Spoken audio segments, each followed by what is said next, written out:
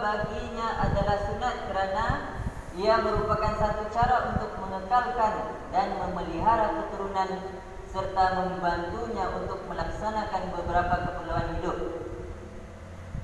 Daripada Abdullah bin Mas'ud radhiyallahu anhu bahwa Rasulullah sallallahu alaihi wasallam bersabda yang bermaksud, "Wahai para pemuda, sesiapa di kalangan kamu yang mempunyai kemampuan, maka berkahwinlah, kerana ia dapat menundukkan pandangan dan memelihara kehormatan. Sebaliknya, jika tidak mampu, maka hendaklah ia berpuasa, kerana berpuasa itu merupakan penjinding kepada nafsu." Jadi kita sudah pun berbincang hari itu, kenapa disyariatkan, apakah dia hikmah perkahwinan ini. Bagi orang yang tidak mampu pula disuruh untuk berpuasa, kerana puasa itu dia boleh menjadi pendiding, dan berpuasa itu dia melemahkan nafsu syahwat. Perkahwinan dalam keadaan berkeinginan dan berkemampuan adalah lebih baik daripada menumpukan masanya dengan ibadah sahaja. Inilah yang diberitahu oleh Rasulullah SAW kepada beberapa orang sahabat yang telah bertekad untuk beribadah semata-mata dan tidak akan berkahwin. Ada para sahabat ni, dia nampak kehidupan Rasulullah SAW ni macam mana. Dia pergi ke rumah Nabi SAW bertanya kepada isteri Nabi, macam mana keadaan Rasulullah di rumah. Jadi isteri Nabi jawab, Rasulullah bangun tengah malam, bertahajud sampai bengkak-bengkak kaki, kan? Kita dengar hadis tu, kan?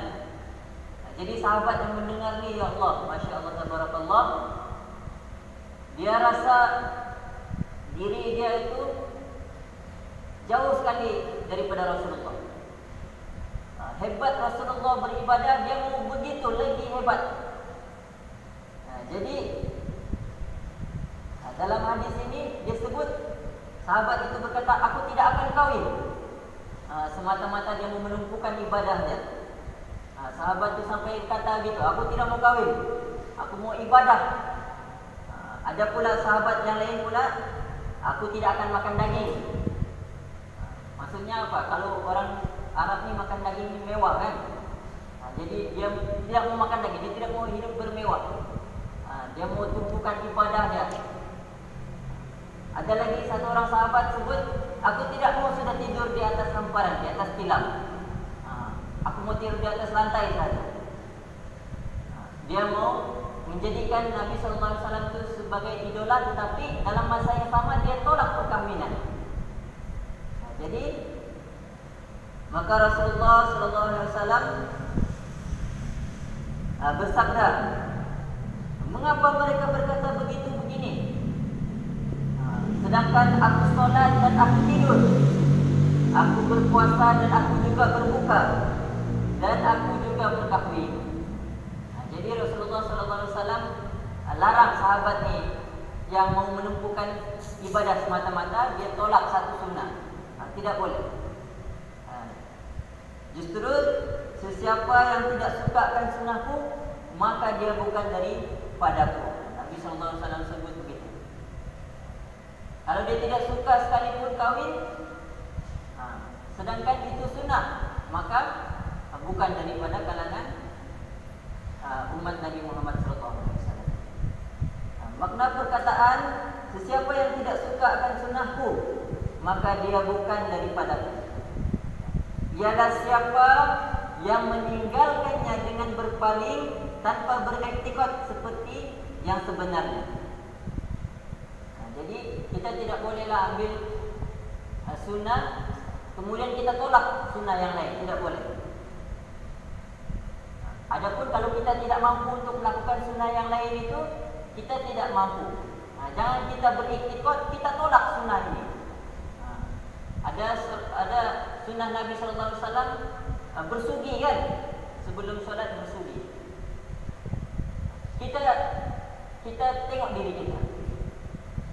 Macam saya pun tidak mampu sebenarnya untuk bersugi, kan? Setiap kali waktu solat. Jadi jangan kita tolak. Aku tidak mampu ni, jadi aku tolak musuh. Tidak boleh. Kita niatlah supaya suatu hari nanti kita berusaha untuk menunaikan sunnah-sunnah Nabi sallallahu alaihi wasallam, mengamalkan sunnah-sunnah Nabi sallallahu alaihi wasallam dalam kehidupan kita. Walaupun pada masa sekarang mungkin kita tidak mampu, insya-Allah mungkin suatu hari nanti pelan-pelan kita akan dapat sunnah Nabi sallallahu alaihi wasallam. Baiklah, seterusnya tuan-tuan yang dirahmati oleh Allah Subhanahu wa taala, hukum nikah yang kedua, iaitulah sunat tidak berkahwin. Tadi sunat berkahwin, yang ini sunat tidak berkahwin. Makruh berkahwin bagi seseorang yang mempunyai keinginan tetapi tidak memiliki perbelanjaan nikah dan nafkah. Sehubungan dengan itu, dia hendaklah menjaga diri dengan beribadah dan berpuasa. Lantaran kesibukannya itu melegakan daripada berfikir tentang perkahwinan dan mengendurkan keinginannya, sehinggalah dia mampu mengatasinya dengan kurniaan Allah Subhanahu wa taala. Hukum yang kedua adalah sunat untuk dia tidak berkahwin. Dia ada keinginan. Semua orang ada keinginan untuk berkahwin, kan? Memang kahwin ini fitrah Allah cipta kepada manusia, mau hidup secara berpasang-pasangan. Jadi keinginan itu ada. Cuma dalam masa dia sekarang ni, dia tidak lagi mampu. Jadi dia disunatkan untuk tidak berkahwin dengan cara dia berpuasa, dan juga dengan cara dia menyibukkan diri dia dengan ibadah. Mudah-mudahan dengan ibadah yang dia sibukkan itu, Allah legakan dia daripada untuk berfikir pasal kahwin. Hal ini berdasarkan firman Allah Subhanahu wa taala, wal yasta'fifil ladina la yajiduna nikahan hatta yughniyahumullahu min fadli. Maksudnya, dan orang-orang yang tidak mampu berkahwin hendaklah menjaga kesucian dirinya sehingga Allah memampukan mereka dengan kurnia-Nya. Surah An-Nur ayat 33. Begitu juga hadis daripada Nabi sallallahu alaihi wasallam yang bermaksud sesiapa yang mempunyai kemampuan hendaklah dia berkahwin. Dipahami daripada hadis ini, sekiranya tidak memiliki kemampuan, maka sunat baginya tidak berkahwin. Mampu mukhalafah. Maksudnya kalau dia mampu dia berkahwin. Kalau dia tidak mampu, maka sunat untuk dia tidak berkahwin. Baiklah, hukum perkahwinan yang ketiga, iaitulah makruh. Makruh, hukum ini berlaku apabila seseorang tidak perlu kepada perkahwinan. Contohnya, seseorang yang tidak mempunyai keinginan untuk berkahwin, sama ada disebabkan oleh faktor semula jadi. Adakah di sini yang tidak berkeinginan untuk berkahwin? Mungkin ada juga, kan? Tapi bukan di dalam lah, mungkin di tempat lain. Ataupun penyakit, disebabkan penyakit, atau tidak mempunyai perbelanjaan. Makruh berkahwin dalam keadaan ini kerana perkahwinan perlu kepada memenuhi sesuatu yang di luar kemampuannya, iaitulah mas kahwin, mahar, dan juga nafkah. Jadi makruh.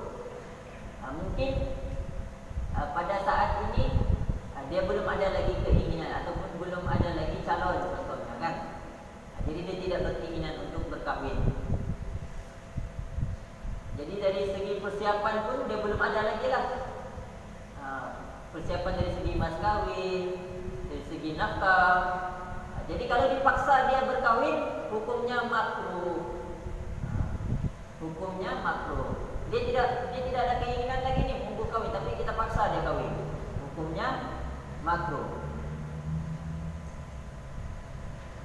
Baiklah, hukum perkahwinan yang keempat, afdal tarkuhu, yaitulah afdal untuk tidak berkahwin. Hukum ini adalah apabila seseorang memiliki kemampuan keuangan tetapi tidak berhajat kepada perkahwinan kerana tiada keinginan, di samping sibuk beribadah atau menuntut ilmu, justru menumpukan kepada ibadah dan menuntut ilmu adalah lebih baik daripada berkahwin. Hal ini adalah kerana perkahwinan akan mengganggu tumpuannya. Jadi orang ni dia afdal untuk tidak berkahwin. Dia mampu. Dia mampu untuk memberi mas kahwin, dia mampu untuk memberi nafkah, tetapi dia belum lagi berhajat untuk berkahwin. Mungkin dia sibuk dalam urusan menuntut ilmu dan juga ibadah dan yang lain. Contohnya menuntut ilmu lah. Dia sibuk untuk menuntut ilmu, jadi dia tidak berhajat lagi untuk berkahwin. Jadi hukum dia, orang ni dia afdal untuk tidak berkahwin.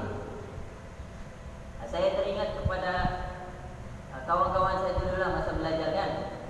Ada di kalangan kawan-kawan saya pun ada juga yang berkahwin masa belajar.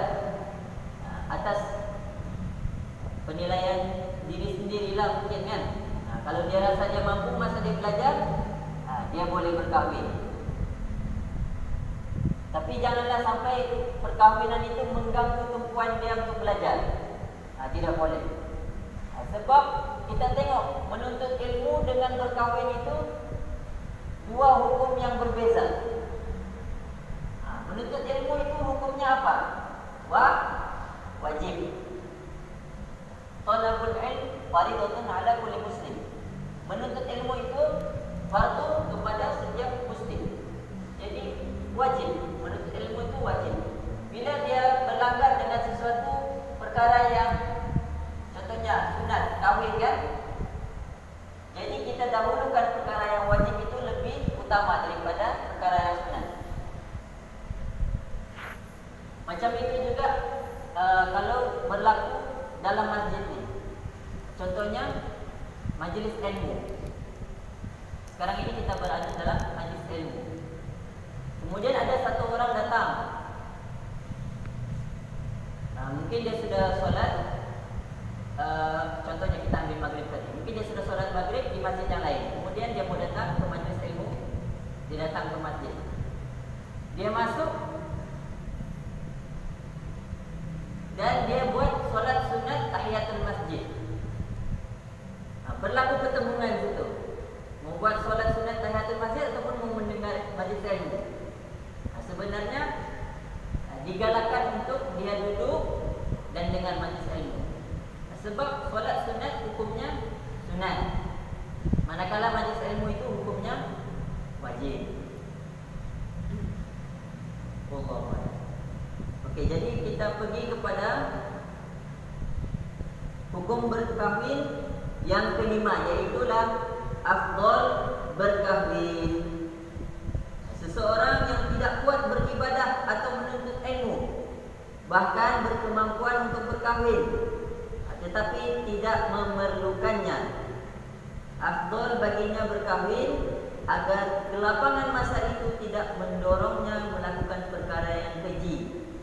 Melalui perkahwinan akan membantunya melakukan kebaikan, melahirkan zuriat serta meramaikan keturunan. Yang ini, orang ini dia afdal berkahwin sebab dia mampu dari segi nafkah. Dia berkemampuan. Tapi dari segi masa yang dia luangkan tu, dia tidak pula banyak kepada ibadah contohnya kan. Jadi dia afdal untuk berkahwin supaya masa yang dia tidak gunakan tu, sudahlah dia tidak banyak untuk beribadah kan. Jadi masa yang dia tidak banyak untuk beribadah tu digunakan dalam rumah tangga. itu lagi afdol daripada dia gunakan masa yang banyak tu kepada perkara yang sia-sia. Jadi orang ni dia afdol untuk berkahwin. Ini hanya bagi mereka yang tidak dapat mengawal nafsu, dan jika ia dibiarkan maka boleh membawa kepada perzinahan. Di samping itu, mereka mempunyai kemampuan untuk menyara keluarga apabila berkahwin telah. Jadi wajib kepada orang yang wajib berkahwin kepada